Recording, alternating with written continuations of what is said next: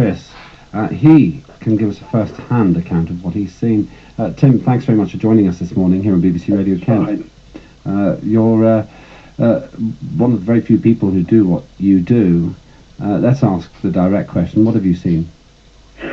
I've seen many things firsthand. One of the things I personally witnessed, and I mentioned it earlier on your show, is one of my very first calls was when we as a crew were being spat at by some teenagers. And I've witnessed some very violent people in A&E, not just the paramedics, but nurses and doctors as well. So this is a clear and present danger to those in the NHS. Why are people violent to the very staff who are trying to help them?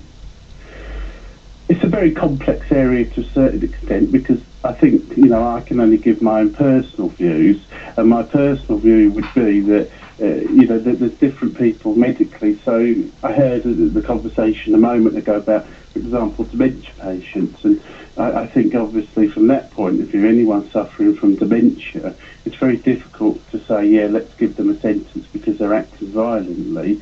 However, what I have witnessed as well, where people are, in my opinion, intoxicated, for example, I do feel there should be an appropriate punishment for them. Not necessarily prison sentences, actually. And I know some people may find that a little bit controversial, what I've said, but I personally take the view that they should be doing community service and giving back to the community as well. The arguments often do gravitate towards intoxication and, if you like, a self-created altered state. Yes. In those circumstances, whether it's from a legal drug such as alcohol or an illegal drug, do you think that there is any case for saying they should be denied free healthcare if, for example, they do it 3 times? That is a very difficult question, to be honest, to answer. The only thing is I can give my own personal views. I think if they've offended once, they should be given the opportunity and, yes, access to healthcare. But if they're repeated offenders, I think they should actually be pointed to a direction of help. And, for example, organisations such as Alcohol Anonymous, if you've got alcohol problems, but if they're not willing to go down that route, I think it's a very complex thing. But I do feel they should be saying, well, we can't help you. If you can't help yourself, we can't help. If Jim gets drunk every Friday and Saturday, has a habit of getting into fights, gets injured, and then continues his fighting in the back of the ambulance, do you think the crew would be entirely justified to simply take him, for example, to a police station and say, I know that you're ill, but we can't do anything for you? Again, I'm giving my own personal view and from experiences. I would say that's a very valid point, actually. If the paramedics can suss out medically there's nothing wrong but intoxication, I actually don't personally see the harm in taking them to a police station. But I think above that, though, we need to actually be looking at the more complex reason of why people are like this. What is going on in society? For example, many of the patients that are being taken in are repeated offenders. They've got nowhere to go. So, you go out from the hospital, you're going back in, basically. It's becoming a free accommodation, in my observations. So I would take the personal view, we need to start a retreat centre. And that is exactly why I've written these children books, because I'd love to open up a 24/7 centre where we've got specifically trained people that can actually deal with these kind of situations, and they don't need to go into hospital, but they can actually be in a centre. So then that will then reduce the load on the emergency services, and therefore potentially reduce the assaults that are taking place as well. Yes, you're a published author. How many books have you published, by the way? I published 2. So the first one's based on a Hope's Call. That's called Paramedic Chris. And the second one's Paramedic Chris, A Helping Hand. And that one, interestingly, is on an elderly patient. And they're based on real-life jobs that I've been to. And the patient's basically suffering from loneliness. And the paramedics help rebuild his life. And I think this is one of the things now which the message got to get across into society in general, that actually people are becoming more isolated, And that is another potential reason for assault. There's frustration, anger coming out of it in all sorts of things. And I think isolation, there's a lot of reasons, social media, the internet, many different reasons why I think it's getting worse. That adds to the problems I feel in society. Some suggest that we could educate the offenders.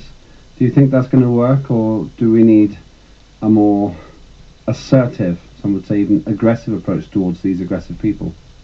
I think fighting aggression isn't the answer personally. I think education is the way forward. Education alongside community service, that's how I would view it. I like the old way of where people used to do community service and actually give back to their community. But at the same time, I think they should be compulsory put on courses as well, rehab courses. Last week here on BBC Radio Kent, we had a fascinating call-in about whether we have become an addiction society. You've implied that things have got worse. Do you think that we are now more dependent on mind-altering substances, and that in turn has stimulated the growth in violence in the NHS? Massively. We've got an increase of mental health patients as a result of this. I am aware, because I also serve as a parent governor at a local primary school in Gillingham. I'm aware that children, for example, from social media are basically feeling very depressed because they don't have any likes, for example, on Facebook or Instagram. And I think from a young age onwards, this is causing a lot of mental health issues, which are then having going on to other people, and particularly adults. It can get worse and worse. So people who are isolated, their contact to the outside world is the internet, social media. Therefore, that's giving them an even more negative impact and increases their mental health problems. A vicious cycle in that case. Absolutely. The staff that you have spoken with and who you've seen in the situation, what's their opinion about what could be done? Interestingly, I have spoken to a senior paramedic this morning, and we had a good conversation. This particular paramedic had gone through PTSD a number of years ago, and that was the result of a call to a violent patient who had a weapon. And now his view was basically community service, like my view, is the way ahead, because if we send them to prison, they're going to mix with criminals and potentially go out re-offending again. And I'm not convinced, and we as taxpayers are paying for that still, whereas community services, long community service sentences, they're giving back and being educated at the same time.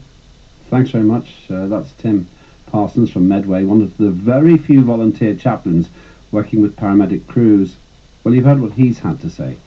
What's your view? Should we deny those who repeatedly assault NHS staff who are trying to help them that free medical care? Should they be driven to the police station even if they're in a dishevelled and injured state, rather than to a hospital? What would you do if you were in charge? 0800 756 1111.